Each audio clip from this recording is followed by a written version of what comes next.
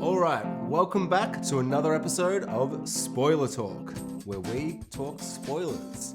I'm Jax, and with me is Keiran on the other end of the line, as we're both locked down here in Victoria. So another episode of our Locked Inside episodes, or, group of. And I got the idea off another podcast called Total Reboot, which is a really, really great podcast. And they did a Disturbia and Rear Window, because they do remakes and all that shit. And I thought it'd be fun to do something where they're locked inside. And as soon as I fucking started Rear Window, he's like, I've been in my cast for 6 weeks. It's so bad. I'm like, oh, it had to be 6 weeks, didn't it? Oh, it's too real, Keiran. Just for context for everybody listening who might not be in Victoria or Australia, we were just told yesterday that we would be in a new stage of lockdown for the next 6 weeks, which is state of disaster. Which is the most, it is a state of disaster. It's the most intense version of the lockdown we've had thus far. So we've got a curfew and we have to stay inside unless it's for work or caregiving. And we're going to find out literally right now at 2 p.m, he's doing a speech to tell everyone what kind of jobs they're going to be allowed to be working for the next 6 weeks. So that's going to be real fucking fun. Once we finish this, it's going to be even worse. Enough of the politics! Well, look, let's talk about things that won't depress us, like movies with people staying inside. And so, Rear Window. For a bit of context, Alfred Hitchcock's 50s movie about a man with a bloody leg brace so he can't walk. He's stuck and he's just a bloody peeping Tom. He's a sexy old 50s actor, man. I feel like he's like, I feel like I should know his name, but I definitely know him. He's the guy. Yeah, I know Grace Kelly. I want to say but James I don't know Stewart, him. but I feel like maybe that's it's sounds either right. him or he's another guy. But he's one of those famous. I feel like he's in a bunch of Hitchcock stuff. I think he was pretty good. And I have seen this movie before. And usually when I've seen a film that I've seen when I was like 15 or 16, when I rewatch it, I'm like, holy shit, there's so much of this film I don't remember. Absolutely not the case this time. Oh, you remembered it all? Yeah, but I feel like that's mostly due to it's not in a bad way. It's like not that there's not anything going on, but it's just a man looking outside at 6 other people's lives through a very specific angle. Like when the movie started, I was like, I remember this. I remember looking through this lens. I remember the way you never really saw anyone from a close-up, because you're all just looking from a window, except like occasionally it would cut in and you'd see their faces. And I think for what it is, and I guess, as we were talking about off the pod with Citizen Kane and stuff, when something comes out, if it's really old, you've got to give it a bit of more props, because it's like, I can't imagine all films in the 50s were like this. But I found it to be, at times, kind of boring. But, I don't know. I wouldn't say I hated it. I thought it was pretty engaging for what it was. But I felt that, being locked in a house, and I mean, I knew what happened. I'd seen the Simpsons episode before I saw it the first time, so I knew that it was like a killer and he catches the killer. And the whole movie's playing out, and he's like, that guy's a killer. He's a killer. Don't you believe? And everyone's like, I don't believe you. That's just circumstantial. And then at the end, he's just a killer.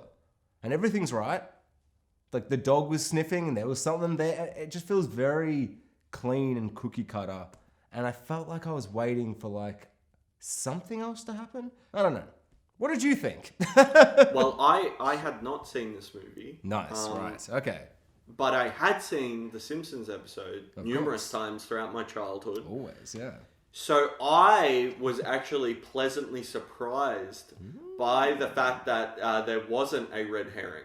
Because I thought that that's what was coming. Because Ned Flanders is the red herring in the Simpsons episode. It's him screaming, and I think he kills some plants and buries them in the backyard. Yeah, that's exactly it. Yeah, so good. But so I really wasn't sure which way it was going to go, and I had a feeling it might be a red herring, but I was really just captivated by the set, and by the what you just mentioned before, the looking through the spyglass kind of, and the consistency throughout the film. Like, there's maybe one of my favorite parts in it is just a little nothing thing, but it's because this movie does well what a thing that is a pet hate of mine in all movies, and that is something that the remake Disturbia that we are also going to discuss completely botches so many times. I'm sure it does. Do you mean the view from the looking lens? through a lens, either binoculars or, and then so there comes a time in the movie where the character doesn't say it, but in his head you read it on him. He's like, I need to see this shit closer. So he goes into his drawer, and because he's a photographer, he has a very, very long focal length. He gets the big ass lens out. And just starts looking through a camera and focusing it, and it all kind of, the perspective shifts, and it's completely consistent. When someone's looking through the binoculars, you get that mid view, and when he's looking through that longer lens, it has that cropped in, like, and the lens looks appropriate for the type of view that you would get from that distance. Everything is proportionate and appropriate, and movies are so flippant with focal lengths of cameras. And there is a scene in Disturbia where he pulls out a like $150 Handycam and zooms all the way into another character's face in a living room in a house. All like, I'm out. You can't do that. Not with the best fucking Handycam on the planet. You're not getting that close. That's so good you notice these things. I didn't notice any of this. It's the regard for you know, it's just it's knowing that these details matter to some people, and it's I think what's the factors that separate the great filmmakers from the middling or mediocre is the little pieces of attention to detail that sell me in the movie. And it's just because I know a little bit more about this stuff than the average person does, and it doesn't, like, that's not what breaks Disturbia for me. It's just another Do you want me to tell you what the really clear moment between these two movies is? And it can be summed up perfectly in one shot. 100%, but I just want to point out, without noticing that difference, I think what you've pointed out is an incredibly great difference with why one works and one kind of doesn't work. Or why one is considered a classic and one is like the most... I don't really even know how to put it, but it just feels like most of Disturbia I laughed and enjoyed, but I felt like it was genuinely like getting Alfred Hitchcock out of the grave and just slapping him with your cock, just again and again, because it was so like... Yeah, we'll get into it. What was your shot? I have a list of things that I loved in Disturbia, but specifically was liked it because I just watched Rear Window. I watched them as a double feature. So I watched 4 hours of Peeping Tom activity, and yeah, it was fascinating. I watched... What's your shot? I watched Rear Window and then Disturbia right after. Like, yeah, nice. Same. There's no credits with Rear Window because they're all at the start. So I just put it straight on. And I did the same. I literally was like, that was good. I hope the next one's good. And it was for the wrong reasons. Yeah. So there's a shot in each movie that is, I think, very reflective, pun intended, of the movies. I don't appreciate that pun. Just for you will in a sec. Okay. So when Grace Kelly breaks into the apartment in Rear Window and is going through and trying to find evidence that the wife has been killed, and then we realize that the bad guy's coming back up to the apartment. There's a shot that lingers on her. And the front door of the apartment opens, but the front door's been cropped out of the frame. But we see the front door in the reflection of the window pane. Oh, and we see him, right? And it doesn't crop in, and it doesn't go, oh, look at this great shot we have. It is just there for you to miss or see or whatever. It's just part of the frame, and it's perfect. Yeah. And then there's a shot in Disturbia right near the end of the movie where the bad guy's wandering around his own house, and he's standing outside a window, and there's lightning for a second. Oh, with the curtains. He's behind the curtains. It illuminates his face. Now, that shot in a wide would have been perfect because you would have just seen his face very small in the frame, kind of in the distance. It would have been super creepy. But Disturbia being the middling, shitty 2007 average in every way movie that it is, cannot resist the temptation to crop in and really show you that he's outside the window with the lightning on his face. Yeah. There's no restraint. There's no trying to give you suspense. There's no, we'll let you miss a detail here and some of the audience get it and some not. There's none of that. It's just, here's the scary thing. And for everyone who missed it, which I don't know why you would, because it's a third of the frame, we're going to crop in even tighter for all the idiots. Yeah. What's so good is that I remember exactly which beat you mean, where he's like behind some curtains and it flashes. Because I remember being like, literally, as I was watching, oh my God, watch out, he's behind the curtains. It was like that kind of have a beer and popcorn kind of movie. And I was kind of just having fun at that point. But it's so funny when you point something like that out. Because it's like, yeah, it's just no good on, for me, I think, I'm going to find it so I can find exactly, yeah. So there is a moment where Shia LaBeouf is like, hey, my best friend character, come look what I've been doing. Because he's been in house arrest for a bit, and he takes him through the house, through his suburban house, his suburbia house, and on each kind of quarter of the house, he looks out to someone and he's like, this is what they do. And it's like, I just remember thinking, this is the slap in the face. Like the other movie slowly moves. So much effort. It's so beautifully crafted with how everyone interacts, how everyone is doing their thing. And for instance, in Rear Window, my favorite thing, because I remembered everything in the movie except for the last 20 minutes, maybe 10 minutes. Which, when I rewatched it, I was like, I know why I forgot this. Spoilers, I think the last 5 minutes is dumb as fuck. I'll get into that.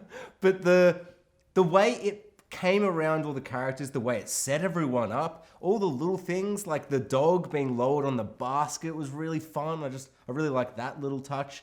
And then the new couple, like when he closes that blind the first time, it's like, because they're going to get busy. But part of me was like, I think he might be the killer.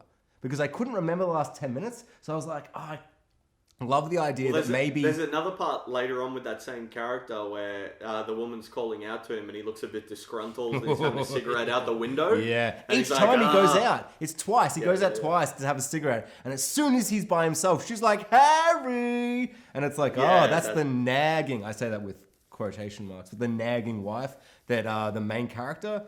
I'm going to call him James Stewart, so let's God hope that I'm right. But yeah, you are. Oh, I am? Awesome. Yeah, so James Stewart, he has that nagging thing with the wife. He's like, I don't want to settle down. I don't want to do any of that stuff. I'm a journalist. I get my feet dirty in the jungle. Travel the world and take photos. Yeah, very funny. So the stuff that I liked in Rear Window, because I kind of felt like I knew that it was like him just looking at a killer. It was the stuff where he was like, I don't want to have this life. And she's like, I want this kind of life. And I don't know, for me, like literally the final action scene where he's fighting, I'll get into that in a bit, but I was not a fan. I thought it was ludicrous and hilarious, and we'll get into that. Throws him out the window. He throws him out the window and he falls. I know it's old, so the effect is there and I can see it, but it's... That blue screen. Oh, God, it made me like... Yeah. I genuinely laughed out loud with like the whole movie, I'm just kind of sitting there quietly, like just, absorbing it. It didn't need it. We're getting into it. So I think Rear Window is pretty much fantastic. And I think it's a little bit slow. I think you could cut 15 minutes. But what I'd fucking cut is the actual action, like the fight scene in a way. Because at the end, he's like alone. He's like the worst part about fucking Disturbia is that he's got feet. Like he can run away. He can do anything. The cops will come or whatever, but at the end, you want the cops to come, so, the leg brace arrested thing doesn't have that same impact. I thought they were going to flip it. I thought that when the guy came into the apartment and just before the scuffle, and I think everyone else was like over the other way, and I thought, we're going to get to look into his apartment now and like see the suspenseful climax the same way we've seen the whole shot from from the killer's apartment looking through. Exactly. I thought that would have been a perfect way to end it, but they didn't. So okay, so that sounds amazing, but then I'm immediately like, you know what? No. Because the whole film is inside the apartment. We never leave the apartment. The only time only time we get outside the apartment is with the vocal lenses of the cameras. Or focal length, sorry.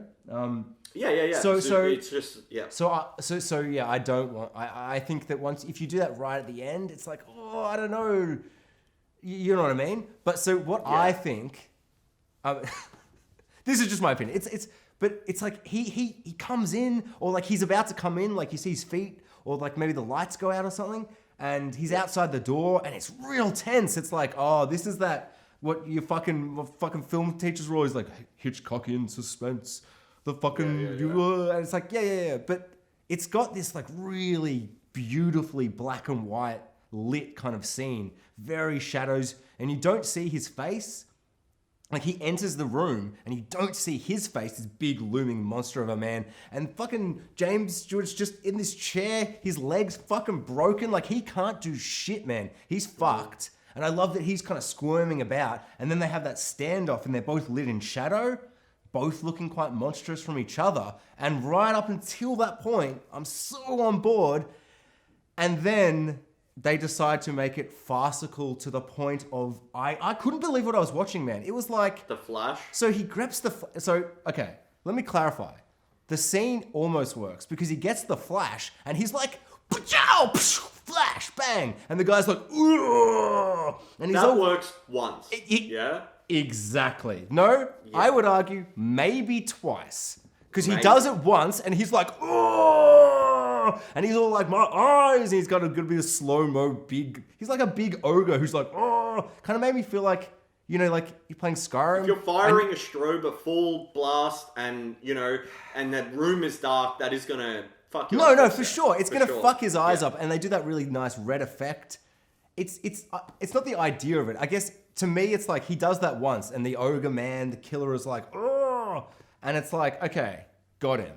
And then he does it again, and the man's walking forward slowly, like step, fee, fi, oh, light, and he gets hit by it again. And it happens. And then it doesn't. It felt like it happened 55 fucking times, Kieran. It happened again and again and again. He just kept doing. I want to further your point in that what also doesn't work during all of this is that we're intercutting the neighbors coming out, and the footage has all been sped up. Oh, yeah, no. Oh, it's all weird, man. And there's like, so you've got the Flash thing, which just isn't working from a blocking perspective. So odd, you've got all the neighbors kind of rushing out, and it's been sped up, and it doesn't work. It looks and so then you've got cheap and weird, the blue screen matte of him falling out of the window. Garbage. And all of these things... these three things together do really kind of knock the legs out of the end of the movie. And it is... Man. I think it's a bizarre ending. I really, really, really loved this movie. I was super on board for the entire thing. And I think even, like I said, even with the knowledge of The Simpsons, which for me probably made it even better because I was... expecting a red herring or had that idea in my head. So when it wasn't, it was equally as surprising as I guess if it was. I was just like, who is it? Yeah. And it was all done. Everything was done really effectively. So it didn't almost matter. And then because the end kind of dropped the ball, I wasn't even really thinking about the fact that it works less just because it was that guy the whole time. It was more... all these other things kind of knocked it out before I could even get to thinking about that. Yeah. So the end did kind of... But then from a character point of view, I don't know, it all kind of wrapped up kind of well. I was just going to say, it's like, because I pretty much didn't write a single note. And then the movie ended, and then I was like, oh my God. Because I have one page each on this A4. Each side is one movie. And literally the rear window side, it's just that final scene. I've just noted down... I don't know, man. Like, it literally goes from a perfectly lit villain hero, but are they both lit like villains scene to just, I don't know, man. The light thing, because of like, I get it. Like, he's a photographer or whatever. But it just felt so stupid. Because it's like, the fucking guy would just close his goddamn eyes and charge at you. Like, I don't know, man. It's like, it made me so angry because the film is so meticulous and slow. And I mean, I think it was a bit slow, but probably only because I kind of knew what happened. Like, I knew that guy was the killer. I just felt like, because I had seen it before, it was kind of one of those films where I'm like, I don't know, I got a perfect experience last time. I remember watching it when I was like 16. I'm like, man, Alfred Hitchcock's pretty good. That was all in one room. Like, what the fuck? I couldn't have made a film that good looking out a window. And the set is fucking, like, especially when you look at Disturbia, where it's just suburban house. It's like, he doesn't even make that look good. I read a production note that said that the houses aren't even in the same state in that movie. Which is, I mean... Wait, what do you mean? Oh, in Disturbia. Yeah, oh so my it's God, like... I don't even understand why you... Why would you even bother making it like that? Whatever. I don't even care enough. It's like... But the... I would be impressed by that fact, except for the point that... Who cares? No, I'm not. I'm not impressed by anything in the movie. No. The fact that the houses are in different states... I mean, I guess you're saying that as a production note to impress people, but... It doesn't, because who cares? Yeah. And maybe it would have been a better movie if you built a fucking set. I don't know. Yeah. It's just...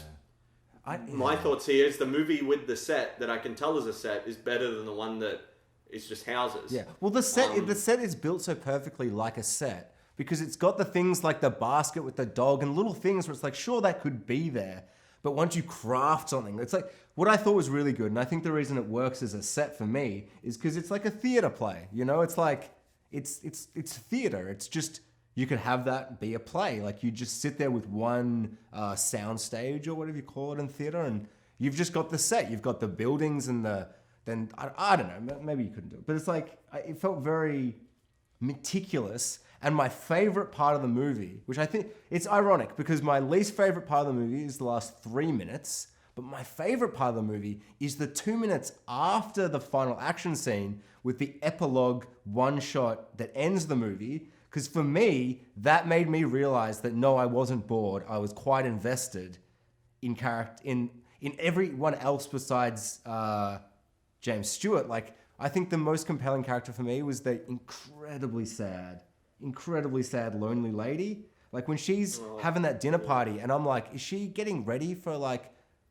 to have a guy over? And then you see her kind of cry after she's mimicked out a dinner date. And you're like, no, this is just like her playing out her fantasy. And that really made me unpleasantly sad for like 20 minutes. Yeah. And then it cut back to her going out and then brings the young guy back. I'm like, he's like, oh, he's a bit young. And I'm like, you shut up, James Stewart, you piece of shit. She's just trying. She's trying. And then he like gets too handsy too quick or whatever. And she kicks him out. And I was like way more invested in her than the rest of the movie. And then at the end of the movie, when she's up there with Piano Boy who keeps bringing all these floozies over. Yeah, and she's basically like, your music says oh my God. I was like, what the fuck? This movie's better than the movie I've been watching. Sorry. There's an Alfred Hitchcock cameo with Piano Guy at the beginning of the film. Oh, is there? That's awesome. I didn't notice. Yeah, he's in his apartment with him. That's so good. If it's not Hitchcock, the guy looks so much like Hitchcock. Oh, he did that, right? Hitchcock put himself in his movies, right? He was like one of the first, maybe?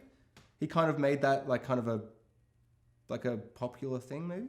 Oh, I'm not well versed enough with Hitchcock. No, neither am I. I don't really absolutely know anything, yeah. I absolutely love Vertigo, and I really, really, really like this movie. I think Vertigo edges this one out a bit, just because... Actually, I'm going to take it a step further. I think Vertigo is significantly better. Oh, really? Wow. And I think this is an excellent movie with only 3 kind of nitpicks that undo one part of the end, but this movie isn't really its end, it's the whole thing. Oh, yeah, no. Like you said, the experience the whole way through. And like the Flash thing is just kind of a sensibility of the time. And it's just an action sensibility. Like, for me, it just made me feel like this monstrous villain who was a murderer, a wife murderer. It was suddenly made him comically like an ogre. Like, it kind of reminded me of like a scene in like a Harry Potter where they're just like going, wang bang, like stun. And the ogre's like, oh, I can't see. And he's slowly getting closer. Or like in Skyrim when you like do a magic thing to stun the giant, you run away a bit and shoot some arrows. You're like, heal. It just had that kind of comical, and it was the way he was like, oh, and he like rubs his eyes. It felt stupid to me, like really weirdly just staged and framed. But I think that him falling out the window and the fast forward and the bad blue screen or green screen or whatever it is, I think all of that is just, it was made in the 50s. Like it's, you know. No. No? Okay. All right. Good. No. All right. What? The blue screen I will excuse. Yes. Sure. That's fine. I can get over that completely. The speeding up of the footage, you made a mistake. You wanted those actors to perform that shit differently. Yeah, what is that, right? So Capture that's not a sensibility thing. I don't watch any movies from the 50s, man. Like, so I just kind of was like, I guess that's what they did.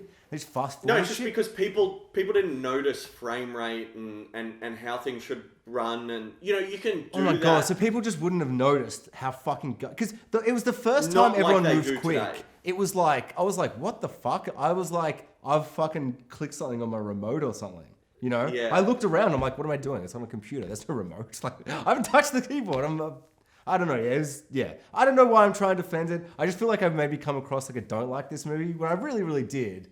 But fuck, man, I hate that ending so much. It was so stupid and dumb. They're all running like it looked like I don't know, like a road runner, like no, It's Benny almost Hill. the like same that, thing in reverse that M. Night Shyamalan did in Signs that I criticized in our last podcast. I don't think that's as bad, man. I think the fast forward in this is really fucked to look at. It's just because I think both are examples of I need a certain performance and I need a certain rhythm and I didn't get it on the day and I'm gonna cut corners now. Instead of trying to figure it out in the edit, I'm gonna fuck with the footage. And anytime you do that, you lose me a little. And I mean, Signs is one of my favorite movies, and I can see this becoming one too. You know, not all movies are perfect. Everything's got an issue, you know. For sure, but god damn it, man! It didn't even. The thing is, it didn't need it. No, you know, they could have all run out at normal speed, and I'm fine. You could have just cut a little bit quicker, or you could have. You didn't need to do it, and you did it. No, because it's weird. It's like he has the sensibility of someone who shot a 50s movie, but then he suddenly jumped into the 90s. It's like everything needs to be quick and extreme. But you didn't shoot it like that. So like if he'd done it earlier in the movie, and I'd already kind of desensitized myself, I might have been even a little more accepting of it. But like right there, this is when everything needs to be really working. The climax, and it was. Yeah, man. I think maybe if it was just 2 of the 3, it would have been okay. But just that third, the trifecta. Yeah, you can't fuck up in 3s because then it working. feels like a whole fuck up. It's like you've you know. I'm out of the movie until that last shot brings me back in, and then I'm remembering everything I loved about it, and even just the fact that the set looks excellent during the daytime, nighttime, and dusk dawn is astounding. Like.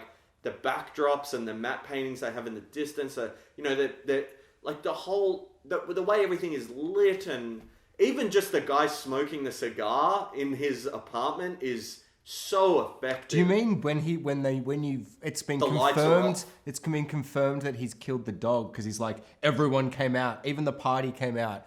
Only one house didn't come out. I think we see it earlier than that, but that is that is. That's you're talking about that, like with the orange kind of just the glow of the cigar kind of lighting up. Yeah, that's what you're talking about. Yeah, that shit was so good, man. It was so cool because it was so small. I was like, you don't want to cut in. You don't even get in like an all black shot with just the orange. It's like, nah, you're getting the view they get. It was so like kind of raw, and you know, this film is only gonna have. It's like I don't know, man. You know when like. Films are gimmicks. This is literally a gimmick, but not for a fucking second in the movie was I like, oh, this gimmick's like kind of wringing me dry. Like I feel a bit like, you know, like I was glad that you enjoyed it because I was hoping that you kind of make me enjoy it a bit more. Just because that end, I don't know, it often ends like I remember a friend once being like, that last second when her eyes do that weird thing in Annihilation, doesn't that ruin the whole movie? I'm like, you're fucking dumb cunt. No, I don't like that, but I don't think it changes anything. But this movie really had a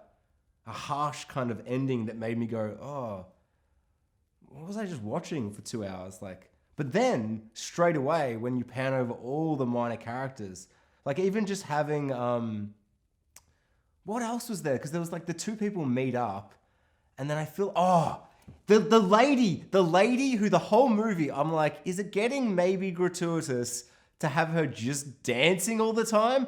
But no, it's not, because her husband's away. I don't know. I just thought that was so fucking perfect. He's like, oh, I've been away at war. It's been so hard. I'm so happy to be home. My lovely dancing wife, she's like dancing around the apartment. Like, I'm so glad you're back. And I don't know, man. Maybe I was into this movie because that was just I felt like all those last things in the last shot were just so beautiful and like, oh my, it felt like, I was like, were we fully watching full character arcs? But then at the end of that last shot, it's like, no, we've been watching like this weird peeping Tom version of all these guys' lives. And then right at the end, it kind of just comes home and then it ends on the people that I thought might end up being the murderer. But it just ends up being kind of that like, I don't know, she's like nagging. She's like, hey, if you hadn't quit your job and all this, I wouldn't have married you. And he's like, oh, bloody gonna have another smoke. And I don't know, I felt like that was a really great way of being like, maybe this is where the killer and his wife were at 20 years ago.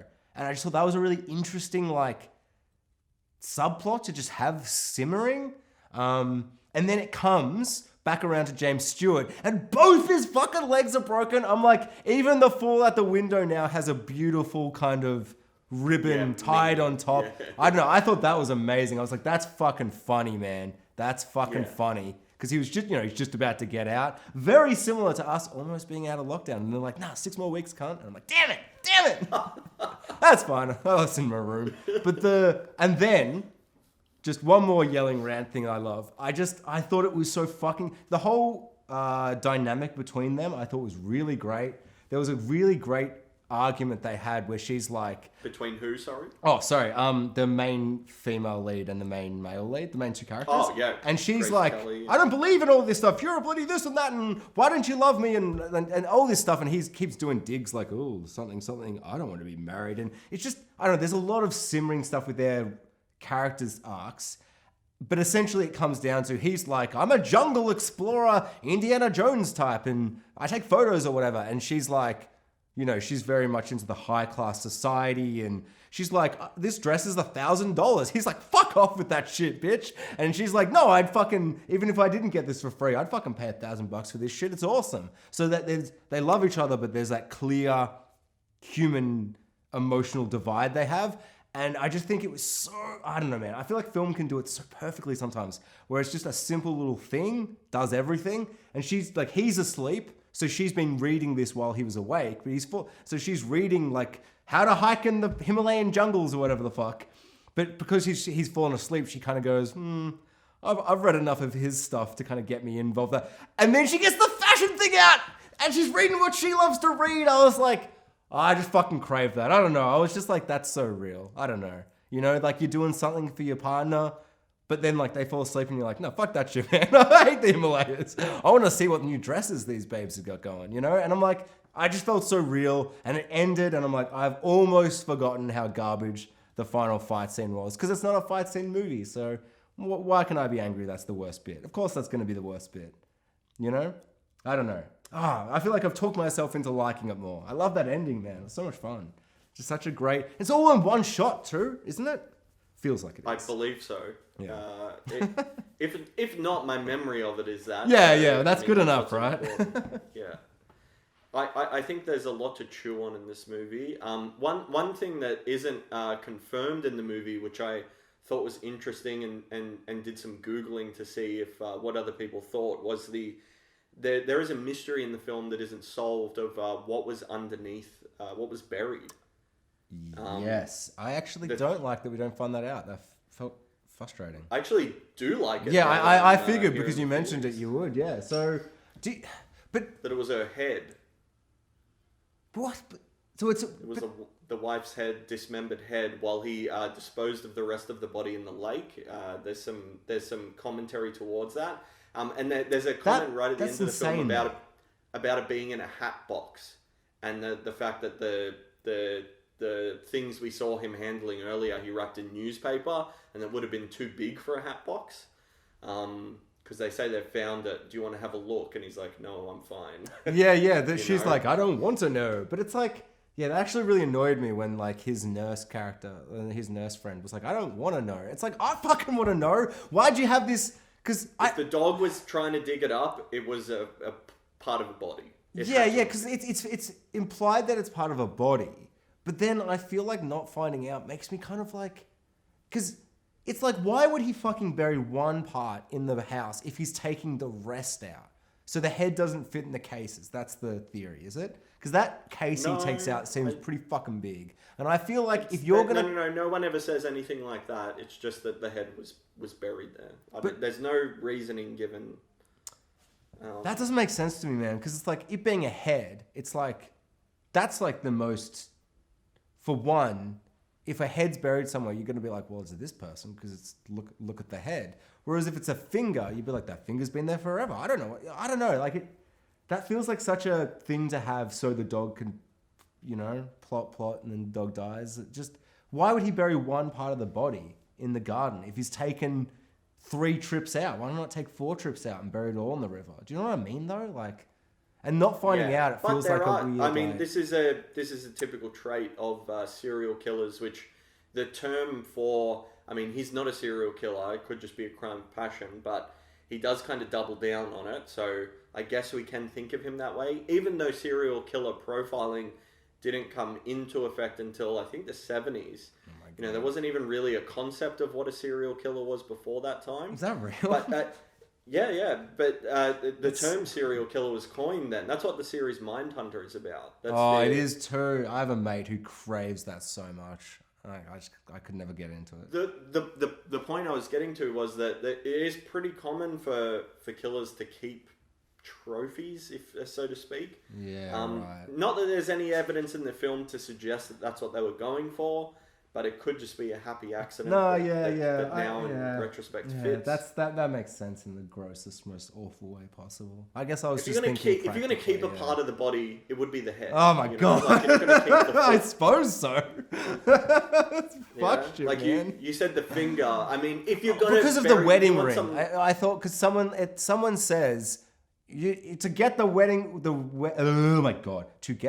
ring off, you'd have to fucking cut my finger off. Because I was like, so what he wanted to do was sell the wedding ring, and he couldn't get it off her finger, so he chopped the finger off. And then he went, oh shit, I got this finger, but I'm not going to go out into the river again. I'll just bury it in my backyard. To me, that made sense story and character-wise. Because he didn't seem like... It's implied that he's got another lover that he's calling, and that he killed her for her so he could go move out with her. Right? Sure, yeah. Oh, that's the vague idea. Yeah. So I feel like selling the wedding ring or wanting to keep the wedding ring and give it to this new girl, creepier even, would be he's tried to get it off and he's like, her fucking finger's inflamed or fat or whatever because I killed her or just in general. So he chopped it off. But he's already disposed of the rest of the body, maybe? I don't know, man. I don't know. It just felt a bit odd that I don't know. It just kind of felt like a story thing. To have, the dog have, its kind of moments and then so he could kill the dog. The bit where he killed the dog though, I mean, not the moment where he killed it because you don't see that, but where she's screaming and all the neighbors come out and all the neighbors are like really concerned and then kind of all go, yeah, it's like, I don't know. I thought that was really interesting. That's exactly what happens. Yeah, well then everyone comes out and they're like, oh, that's fucked up, bro. I'm actually still cooking inside. I've got to go check that, and they all go back inside. There's actually a term for that I can't think of off the top of my head, but there is truth to when you're in trouble, it's actually probably better to run into one person than it is lots of disparate people because it's much easier for people to just distance themselves and be like, someone else will take care of it. It's like a safety in numbers type thing where, all of if just one person came out of their apartment was like, oh my God, what's happened? They probably would have been much more personable and gone up and talked. But because it was kind of out to everyone and everyone was listening to it, it's easier to just close your door and go back. And that is absolutely what happens in real life. Yeah, that is. Oh, it's such a good scene. Oh my God. Yeah. I was just... Yeah, go on. Oh, I was just about to say, I was literally in my brain just quickly firing through every scene in Disturbia to try and find a fun segue. And the great scene in Disturbia is, but I was like, I don't think there is one. No, there is. The montage where they're like, let's just put in a fun Kings of Leon song. Who cares? What is this meant to be, a horror thriller? No, but you know what's so good, man? I remember watching this movie when I was like probably in 2007, so I would have been 14. Oh yeah, that sounds about right. And Kings of Leon, old school Kings of Leon. I'm pretty sure it's Aha Shake Heartbreak or something like that. But it's just like a fun, like you know, it's just like really fun. It's upbeat. The singing's all cavalier and just kind of, it's very rock, chill kind of music. And it's like, that is not the type of song you put into a movie that's a horror thriller. Like a fucking remake of a Hitchcockian movie. But it's I don't know what song specifically you're referring to, but I feel like there was 3 or 4 out of place pieces of music. Yeah, so they're all my favorite bits. There's another bit where he's like getting used to being like alone in his house arrest, and they play the System of a Down song, Loneliest Day, where it's like, the most loneliest day of my life. It's so good. It made me forget I love that song so the End much. of Dark. The song says at the End of Dark. That song made me... there is a dumber song that you can put. Brutal! Yeah. Oh, I think you needed to look at Disturbia as a teen. You've taken your first date to the movies. It's a horror. I'm doing quotation marks. It's a horror film. There's going to be spooks and scares, but it's going to be more of a popcorn world. I'm sorry, but I just cannot. It's like 10 years after Scream. Is it actually? Like, that's crazy. Yeah, it's inexcusably bad. You can't make this movie in a post-Scream Wow, you world. actually really didn't enjoy it then. Not at all. And after Rear Window as well. I had as much fun with that movie as I think anyone should or can. You know what I mean? Like it's because but then again, I have seen Disturbia before, and just like Rear Window, I knew exactly what. I remember the bit where the guy's like that his friend is like dead, and then he's just not dead. For one, the fucking biggest dick move you can ever do in the world is if you're fucking going into a serial killer's house and then your friend thinks you're dead, to then go into his cupboard, pretend to be dead, film yourself, send a message to your friend, and then stay pretending to be dead for a couple of seconds, and then go, oh, boo, and then he's like, oh, I'm just joking, man. Calm down, Shia LaBeouf. You don't have to get so angry at me. He's like, what are you doing? You're a monster. Yeah. You're a fucking psychopath. What the fuck is this shit? That was, oh my God. I lost my mind when that happened. I was like, you fucking prick. What the fuck is this? That's not okay. That is not okay, man. No. I would have been like, I'm done. I don't care if this guy is a serial killer. Like, if we prove it right, we're not friends anymore. It doesn't matter. Like, fuck off. Oh my God. And don't do that. It's not even that shit, man. It's like the first time he comes into the house and Shia LaBeouf even makes a joke. But it's not even a joke. It's like Shia LaBeouf's locked in his house arrest. And for punching a teacher who was absolutely being a cunt at the time, totally shouldn't be in house arrest. Crazy shit. Yes, no, you read my thought there. Like, the teacher... The biggest prick in the world! What would your dead dad think of you not doing Spanish? Who cares about this stupid class, you cunt? Also, apparently it's the last day of the year before they go on holiday. What? Oh, I missed that. What do you... Yeah. They're like, oh, it's like right before... the big break or whatever the fuck. Your big summer break. Right. What have you learnt in this class? I guess I'll fail you. I'm like, first, this is not how school works. Yeah, that isn't. You don't just fail someone on the last day. Like, the last day of school is, let's fuck around and have fun because all the work's done. Or, let's prepare for the next year and this is what to expect. Dude. It's not... He's like the angriest teacher I've ever seen in any movie. He's unreasonably angry to not just Shia LaBeouf, but Shia LaBeouf's friend earlier. It's the second language at school. Throughout my entire primary school, high school life, that is without a doubt the class always cared the least about. Yeah. What? Yeah, like... Yeah, and it's not even... I imagine it's the same in America. Oh, it'd probably be more so in America. Yeah, it seems like it would be. But this teacher is absolutely unreasonable, absolutely deserves to get punched in the face. And even the opening scene with the dad, I just felt like it was all being so heavy-handed. What, where the dad's they're- like, I'm the greatest dad. I'm so glad you stopped Yeah, I'm hanging the with your perfect friends for the dad." day to fish with me. And he's like, I don't even, what are you talking about, Dad? I'm glad you invited me to come fishing. Oh my God, I love you so much. Yeah, I actually loved it because I knew what was coming and I thought it was just so heavy-handed in Well, the I most knew it was comical coming way. too. Of course. It's Yeah. okay. Something about the start of the movie, and I think it's more obvious when you watch Rear Window than straight away. But I just want to... So, Rear Window starts, and the curtains that we look through, the curtains of the windows we look through for the whole fucking movie, they slowly open, and we get the credits. Beautiful. Chef's kiss. Love it. So subtle, so like simple, but simple when it's done perfectly is like good, you know? But Yeah. what I think is the craziest, funniest, boldest, most... I've written his name down here somewhere because I just want to quote him. So the director's name is DJ Caruso. One, that's the greatest name ever. DJ Caruso. But two, I just wanted to make sure that I know his name because I just want to give him credit where credit's due.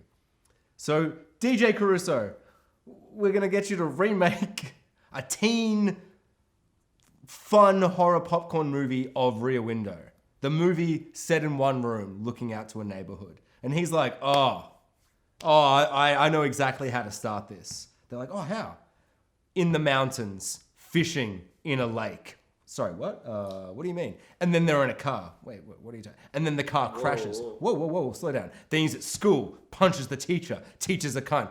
Whoa, what are you saying? What movie are you pitching? Do you know what I mean, though? It's like, what is this? Imagine if Rear Window started with the crash that happened where he was taking the photo Yes! on the motor truck. Exactly. It's just so unnecessary, and it's 2 minutes. so not a part of the movie. Oh my God. And another great thing with Disturbia, he's like, okay, so Rear Window. Yeah, the ending's a little hokey, especially now. It's 2006 or whatever. 7. Yeah, but they were probably thinking about it, the year before. Yeah. They were I've actually written down the year. 2006. I didn't know it was 2007. But it's like, they're like, okay, so, the ending, it's a bit hokey, but that last shot, that one shot, we go over all the lives of the characters we've seen. The whole story gets wrapped up with a bow. Everything's perfect. It's a perfect ending. What are you going to do, DJ Caruso? He's like, all right, so there's going to be these 3 kids, and they're going to put poo on fire in a paper bag on his doorstep. Why they're gonna, and then they're gonna waterbomb him with piss or whatever. And it's like, okay, and then he's gonna literally just call the mom and be like, they're watching porn, and she's gonna be like, stop watching porn, and then the movie ends. The movie ends on the stupid piece of shit cunt friend fucking filming them, being like, oh, you guys are gonna be the hottest video on YouTube, man. And he's like, puts the finger up, like, oh, my friend, what a dick. But then he just keeps filming, zooming closer and closer on their lips, like a fucking... What is going on at the end of this movie, man? Like, what the fuck is happening? Oh, I don't understand it. It felt so weird. I was so out. I was so out by that point. You don't even know yet. I think I was mad. I was mad at the movie.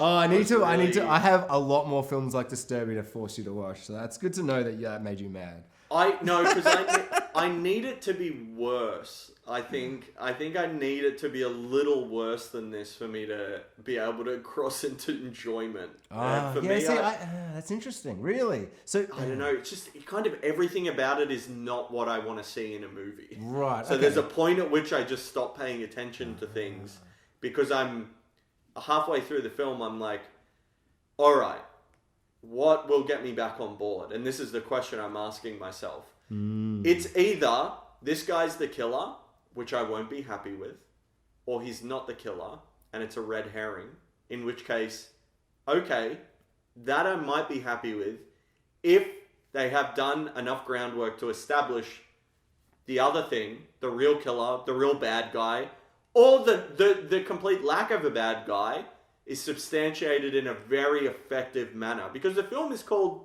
Disturbia, which is a portmanteau, two words, disturbed and suburbia. But it just made me think, I mean, it seems like a cool title. And I thought maybe, like, I'm always about whatever the thing is, movie, TV, book, whatever, always has to come back to the title of the thing. That's what a good title is. When it loops back around, especially when they make you forget about the title and then you're reminded. That's like a thing I think when it works really well, I really appreciate that in movies. And it can work against them too. But it's like, it's a disturbing story in Suburbia. It's like, that's probably... Yeah, so that would have been Serial killer in Suburbia. That's what I was saying to myself. If it's that, it's the least interesting thing they could have done. And if it's Shia LaBeouf going crazy, that's more interesting. That would actually be actually quite a fascinating movie. Yes. But I guess I just knew like, because I don't know, I knew exactly what it was. So once I'd watched Rear Window and had this kind of, I don't know, I felt like it had a main course. I didn't want another main course. I wanted an ice cream sandwich. You know what I mean? It's not good for me. I'm not going to finish it. But, You can't, if you're making a movie 60 years later and like referring back to it and like... It doesn't even though, like calling it a remake's probably not even fair. It's like vaguely inspired by the very idea of a man being inside Peeping Tomming. There's probably a movie called Peeping Tom that's more related to. Do you know what I mean? It's not even like... Yeah, it just doesn't get anywhere near what the original was. But it doesn't... like, if it was a proper remake, it would be set in one house looking out at the neighborhood. And it wouldn't leave the house. Because that's what makes Rear Window, in my mind. Like, if... I don't know, if we were following people to the fucking, the mountains watching car crashes... Because it's the same, it's a car crash. He's like hit by a car. I thought his leg was broken. When he gets out of the car, you can see one of his legs is all torn up. And I'm like, that's how he gets the leg injury, so he's going to be confined. And then it cuts a year later, and I'm like, that's a pretty severe leg injury if they're still going to go with that. And then no, it's an ankle bracelet that he ignores the whole movie. Yeah, he's constantly running away. But you know what? It's like, I think that a lot of the reasons I like this movie is probably how I'm able to enjoy at least the first Transformers. I've not rewatched the others for quite a while, but a lot of things I've heard that people don't like, that actually parts of the films I do like, is Shia LaBeouf just running about being a frantic, manic teenage boy. Like, no, like, no. And he's just running after these kids trying to beat the shit out of a 6-year-old, and then he realizes he's got a fucking leg brace. It's like, what do you mean you forgot for a second, you fucking dumb cunt? And he runs back to the house, and he's like, I don't know. All of that stuff I thought was just pretty funny, for a bad teen horror film. I'm like, at least Shia LaBeouf's in it, and I enjoy him quite a lot. I thought the female lead was really bad at first, but then, I don't know, it was fine afterwards. I have come to enjoy Shia LaBeouf, but I do not particularly enjoy his work from this era. Yeah, so you're not a fan of Eagle Eye? I haven't seen that, but I mean, it's just this Transformers and Indiana Jones 4. And yeah, so I loved Indiana Jones 4 when I saw it. I thought he was a good pick of the era and the time. I felt like this is the guy you get. I don't know. He's like the teen. I don't know, but I like him. I like him. He's not the guy you get for Indiana Jones at all. I could not disagree more. But he's not meant to be Indiana Jones light. Like, no, but he's meant to be. He's like a greaser. He's like doing his hair, and he's all like, he's not interested in those things, and he becomes interested via the interactions with his to be found out father. I don't think the characterization of his character in that movie is why it's bad. Disturbia, the bad guy. He reminds me so much of creepy basement dweller in War of the Worlds guy. Oh my god, is that the same actor? I don't think so, but it could be. It is, isn't it? In your head, it could be the same As soon guy. as you said that, I was like, wait, is that the same guy? Yeah. I don't think it is. It's Tim Robbins in War of the World. Oh, shit. That's the guy from Shawshank Redemption? Yes. Yes, it the is. Greatest film that no one thinks is the greatest film. Really. Doesn't everyone think it's the greatest? Yeah. I was trying to think of a funny way to put that, but I guess I'd put it as everyone's dad's favorite movie. Yeah? But kind of the internet's favorite movie. Yeah, but it's not. It's nobody's favorite movie. No one's just going to put that on for a fun romp, to be immersed in a beautiful world that escapes them from reality. There's no way. That film doesn't do that. It's a horrorscape. The whole movie's fucking brutal out. I don't want to ever watch that again, But yeah, so Tim Robbins. David Morse is the guy in Disturbia. I guess What's he from? Do you know? Kind of looks similar. He's been in a bunch. Oh, so David Morse was in The Green Mile. Oh, Wait, were they both I've in The actually Green Mile? seen that. I feel like The Green Mile is one of those... Green Mile is another Prison Frank movie. Darabont production. Prison movie as well. Same as Shawshank, yeah.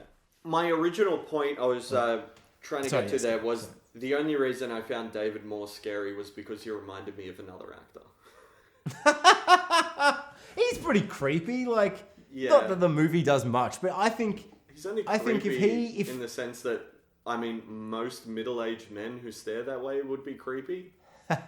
Yeah? Like, yeah. No, I was about to say, if he... Because there's that scene when he grabs the keys out of the car and gets in the girl's car. That is I was about to say, if he did that to me, I'd be creeped. But you know what, Kieran? If you did that to me, I'd be creeped. I'd be like, what the fuck are you doing? If a fucking... before you were talking about the Doctor Who companions, if a 65-year-old Asian lady fucking did that to me, I'd be fucking freaked. I'm like, you're gonna murder me? Why are you in my car? What are you doing? Oh my God!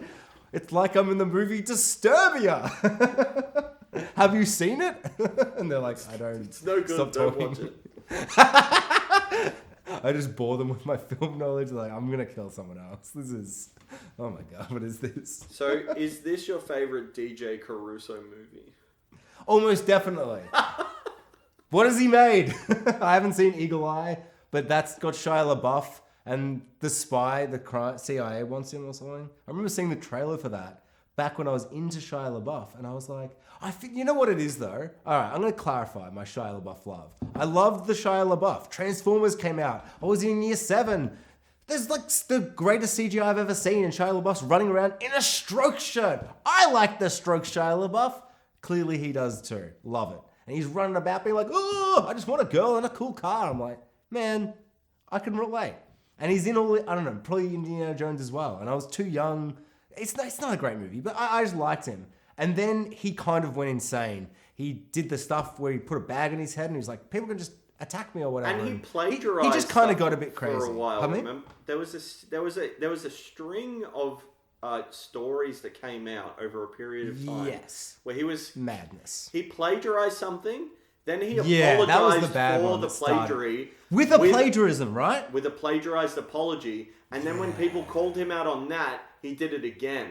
And then it got to the point where it was like, oh, was the original thing like an art piece? Or are you just doubling down really hard into it? And I guess, I don't know. Like, it was kind of a confusing Who fucking period knows, of man? time. Hollywood's fucked, man. It could have just made him crazy, you know? Because he got proper famous. He was like a kid actor in the movie Holes, and I think he was in like a Disney show. Like, I want to say Easy Steezy, but that doesn't sound right. It's Even Stevens. Oh, so close! I've never seen it. I'm aware that he was in that Disney thing. That's so good. I was so close. But yeah, he was in Holes. Fucking, I remember reading that book as a kid when you were forced to read books. When they realized they had to force kids to read books. Otherwise, we'd just not read them.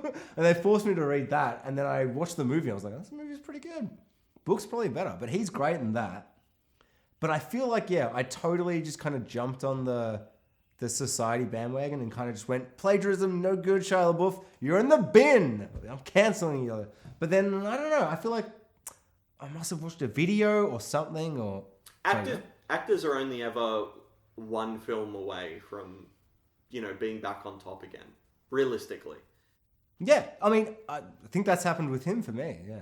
The idea that anyone's career is ever over or all of this stuff is kind of... I think I just dismiss a lot of that stuff now, and it's more just editorializing by people writing articles about the shit, which, if this point in time proves anything, it's just there are too many people on the internet writing articles about crap.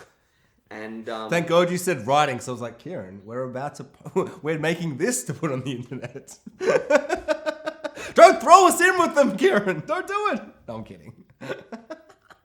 Just to summarize it, it's like legitimately like a slap in the face of being a remake of Hitchcock.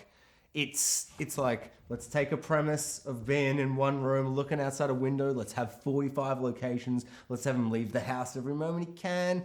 it does this, it does all the things wrong. But it's like, I mean, I know you loathed it, but it's like, I had fun as a romp where I knew what was going to happen.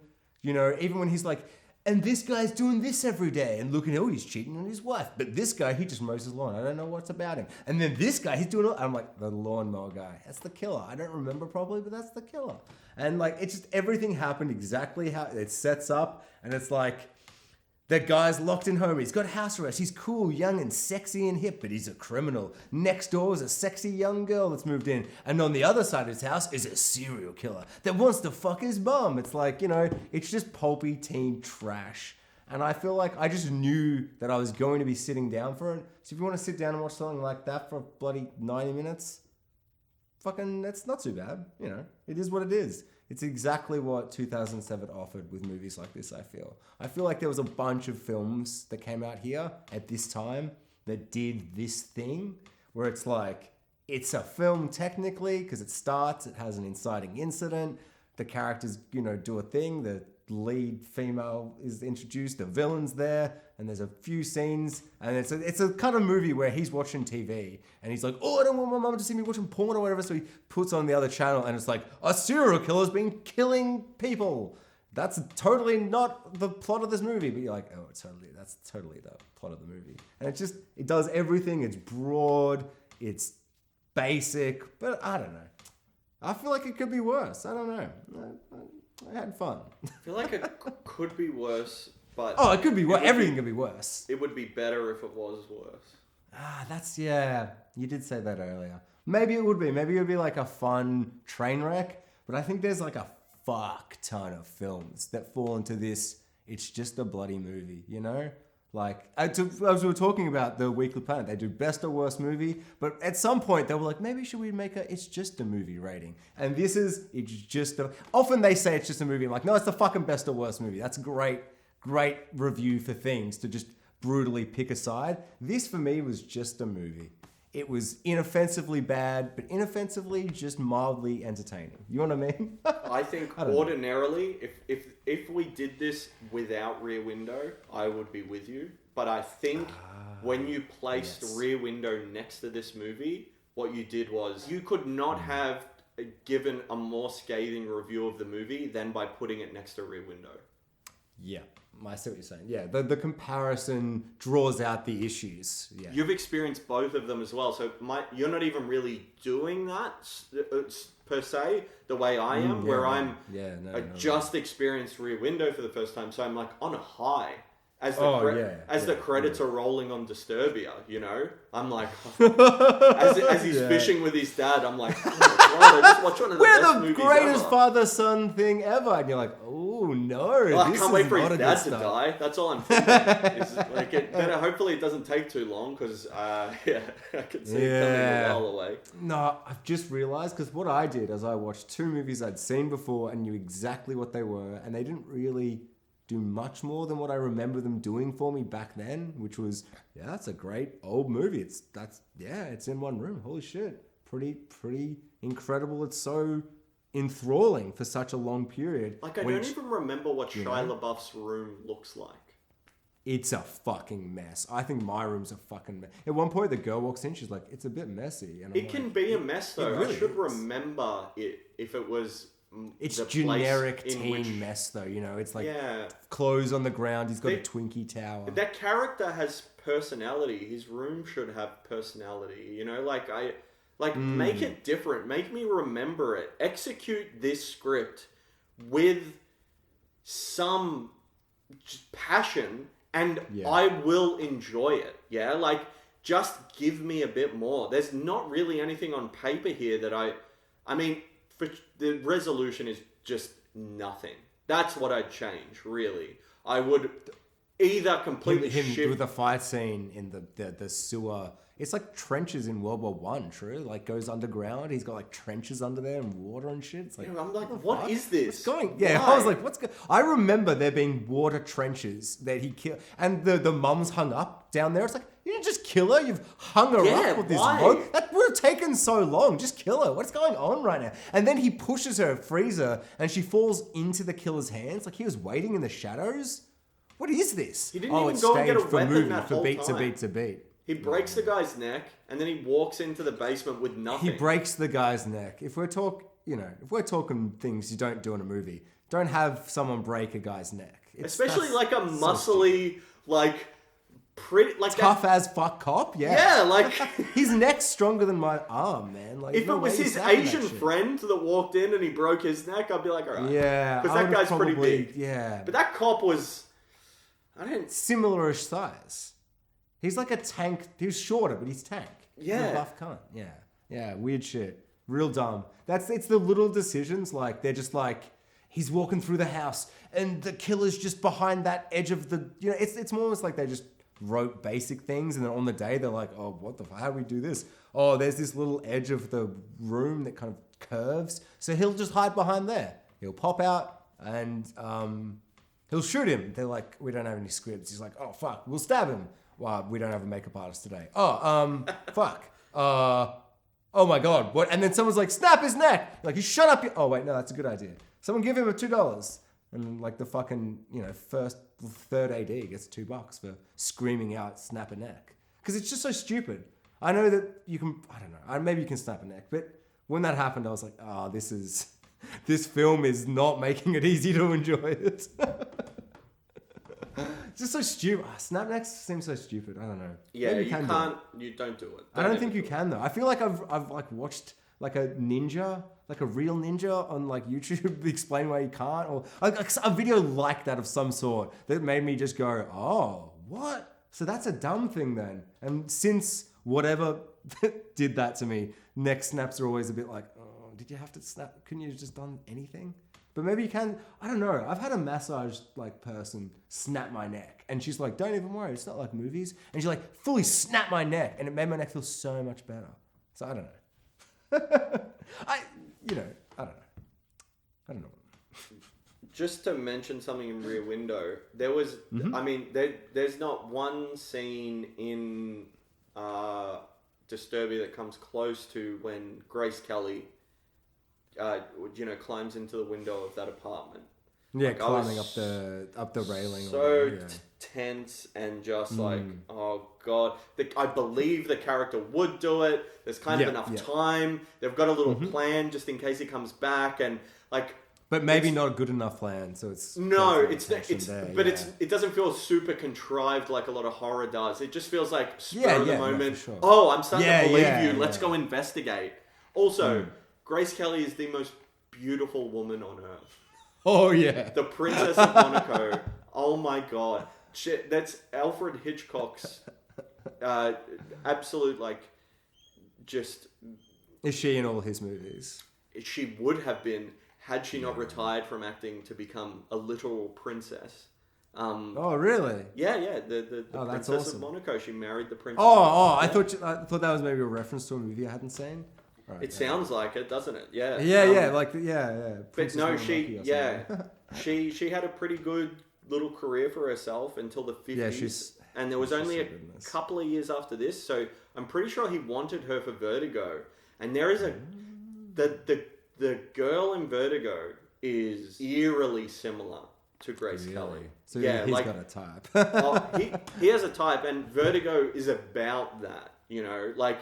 He's putting his type of woman in all of his movies, which is a very, very beautiful, blue-eyed, blonde, hard-jawed woman. Like, that's what he's all about. Sure. That's a quick, fast description. That's true, yeah. Yeah, and like a flowy dress or something like that. And definitely, you got to watch Vertigo. I think you'll get a lot out of it. Maybe I should try and watch it this way. Yeah. It's kind of slow, but there's more payoff and there's more to it. And it's very, very, very, very well done. I think. I got to see how that effect is done. That Vertigo, I'm so high up. Look, right? Yeah. So he made that, and then they. If only he'd made Vertigo before this, he would have been able to do that dropping off the balcony sequence so much better, because there's a lot of that in Vertigo. Yeah, I was about to say, you know what made me feel like maybe... Because I remember last week we were talking about doing it after Hitchcock. You're like, Vertigo, it's so good, watch it. And I'm like, I think I've seen it, and I didn't like it. You know what it is? I think because I don't remember the ending of this film, Rear Window, but then I was watching, I'm like, I wonder if I don't remember it because I blacked it out, like a traumatic experience from your childhood where you just black it out, you know? And like, I just blacked it out because it was so bad. I was like, no, don't end the movie like this. So, but then I was like, maybe I just forget in like, 10 years later. I'm like, I've seen Vertigo, it's hanging off a building and it's stupid and dumb. But that's just the ending of Rear Window. You know what I mean? Like maybe that's why I think I've seen Vertigo, because... Yeah, there's definitely some hanging off a building, and there's the types of people...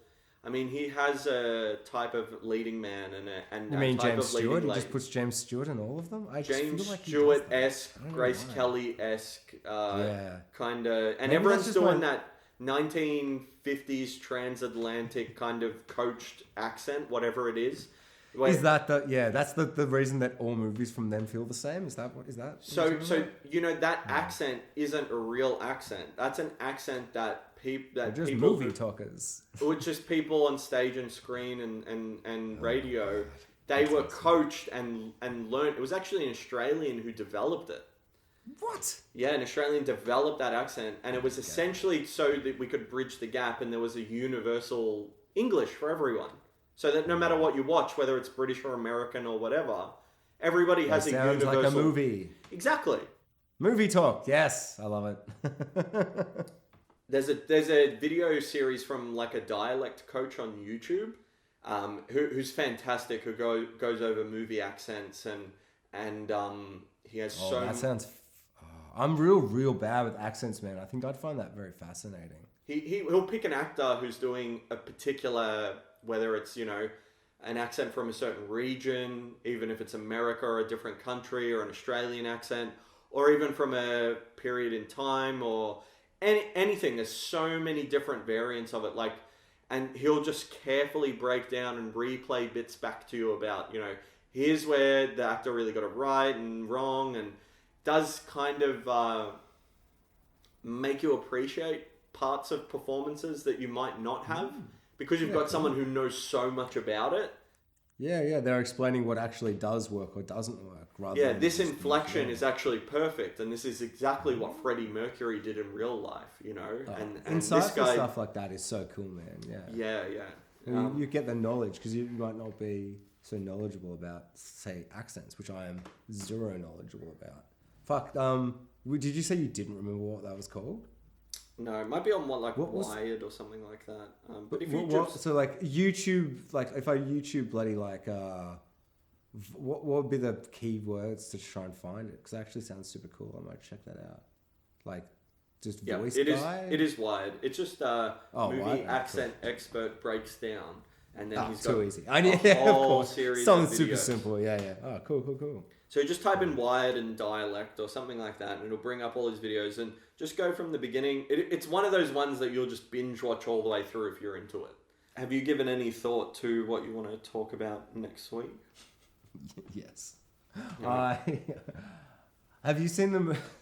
And you can say, I don't want to watch that, but I think, Have you seen the movie Mortal Engines? No. Oh, good. No, I avoided it. We should... I actively avoided it. I watched the trailer, and I went, and then I saw Peter Jackson's name, and I went, oh! And then I saw he wasn't directing it, and I went, oh. Oh, yeah. Halfway through the week, I saw it was on Netflix, and I went, fuck, I don't want to watch this. I don't want to watch this stupid Alfred Hitchcock movie trying to be real and with humans and shit. Fuck that. I want to watch a movie about cities eating other cities.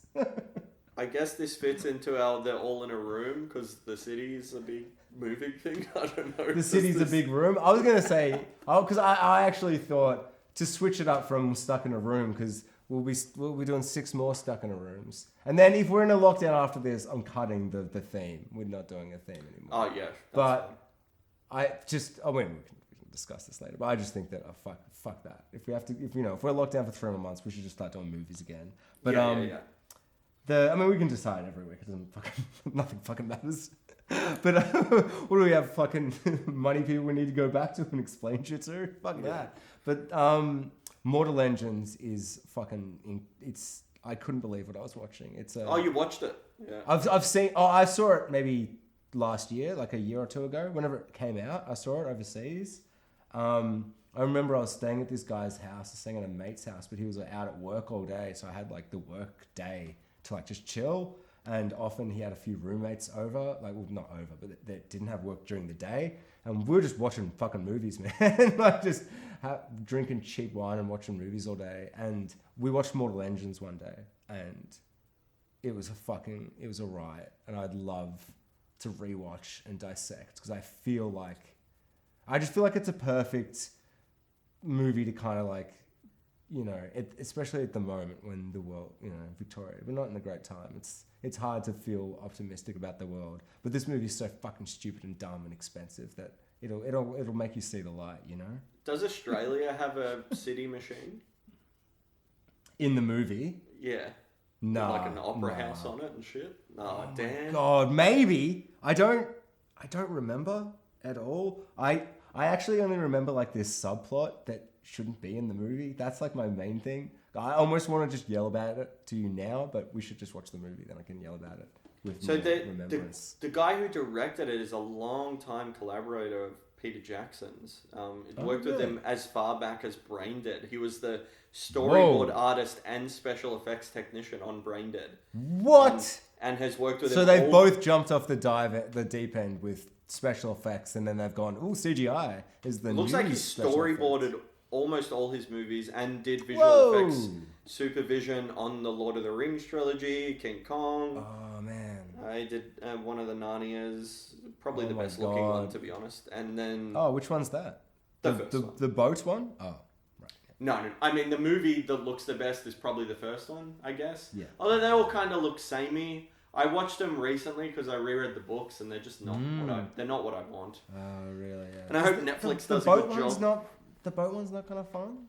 No? I don't know. I feel like I watched that on TV, and it was like I turned it on halfway and finished it, and was just like, that's a better way to do it. Yeah. Yeah, true. Isn't it just for like films that aren't good, or you're not that like... But then the worst thing is you've read the books, so you're going to come in being like, oh, I just love this lore, I love this world, I love that fucking lion in a suitcase or whatever. No, that's not what it is. What is it? I don't remember. Actually, Narnia is the one book series I would really like to see someone with a vision come in and do something and take this world in their own visual style. Because there's a lot of illustrations that accompany the Narnia books, and I feel like the Disney movies that were made are very, very kind of accurate representations of those illustrations from the 1950s, you know? Oh, so they've kind of grabbed a lot of like the existing kind of... Yeah, like a lot of there's it... Yeah, no, go on. Oh, I was just going to say, it's like that... There's a picture that someone drew like 1,000 years ago of the Hobbit hole. And that's like what it fucking looks like in the movies, you know? Yeah. Like they just went, that's what we're going to do. And not to say that to take their creativity away, but they kind of used what they could, made what they did. You know, it's a collaborative process. They use exactly. But not disregarding the beautiful drawings of the past. Yeah. Super cool shit, bro. I would say Lord of the Rings did a step further than modernized. They actually they revolutionized. Lord of the Rings was so refreshing, and nothing like it had been done at its scale for its genre. It's a revolution. That's all you can describe it as. It is something completely original and new and kind of perfect in its own retelling of elements that have come before. So much so that it is the flat line almost, like the barometer through which you compare all fantasy. What the fuck's a barometer? Just another term for as something that measures something, you know? That's all. Anytime someone says anything meter, just assume that's what they mean. Yeah, right, yeah. It's the thing we measure against, all right? Like when we look at, like Game of Thrones took the Lord of the Rings aesthetic, I would say a step further. Yeah, It took it. It's like gritty, like it's like slimy. Yeah, it took it and developed it, but you don't get that without Lord of the Rings. You don't get Game of Thrones 10 years later without Lord of the Rings laying the groundwork. I would even say I don't want Game of Thrones unless I've had a Lord of the Rings, because Lord of the Rings has got that it's the reason I think Avatar's sequel series Korra works. It's like you have good versus evil, then you want a bit of grey. I'm an adult now. I had that as a kid. I want a bit of grey, and that's what Legend of Korra does to Avatar. That's what we wanted from the sequel trilogy. Oh my god, just saying that makes me realize what it should be. Like, it should be Avatar to Korra, where Avatar's got your good guy versus bad guy. He beats his Voldemort. And then the next series is like, what do I do if I'm that character? If I'm a Harry Potter without a Voldemort? Oh my god, Star Wars should have been that this time. Oh of course, and they fucking did it. They had it set up. I was just about to say, that's what 9 should have been. They killed Snoke in 8. They had it all set up, ready to go. And 9 was the one where they get to just run with everything they've set up. And they fucking botched it. That's why Rise of Skywalker is the worst one. Because have a panic attack. Yeah, we can so even angry. not talk about Star Wars anymore. I was about to say, I don't want to get into this. I spoke to James the other day on the phone and brought up Star Wars, and he was like, I can't. I don't want to. And I was like, you're right. We need a... Yeah, it's everything I feel like that every time I mention Thrones now. I'm like, you know what? Someone just punch me and tell me to shut up about how Arya's ruined my life. I just need to get over it. Just shut up and get over it. Spoiler Talk is produced by KCBN Studios and Space Kraken Media.